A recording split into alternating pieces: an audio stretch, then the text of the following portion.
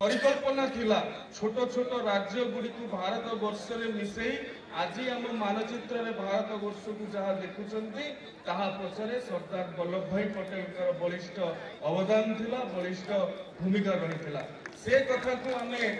आज मन पकाउं केंद्र सरकार यशस्वी प्रधानमंत्री नरेंद्र मोदी आह्वान में 2015 मसीहा ठारू आज पर्यंत 10 वर्ष है प्रत्येक वर्ष अक्टोबर 31 तारीख रे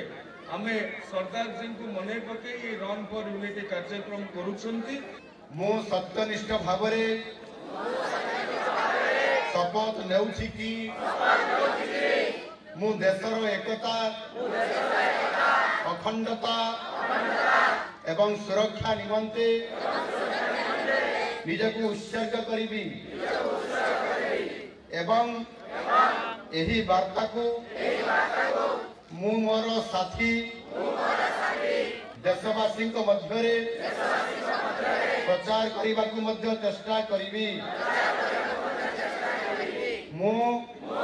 राष्ट्रीय एकतार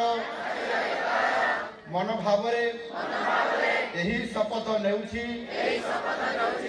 जहाँ मोर देश सरदार वल्लभ भाई पटेल दूरदर्शिता एवं महत कार्य द्वारा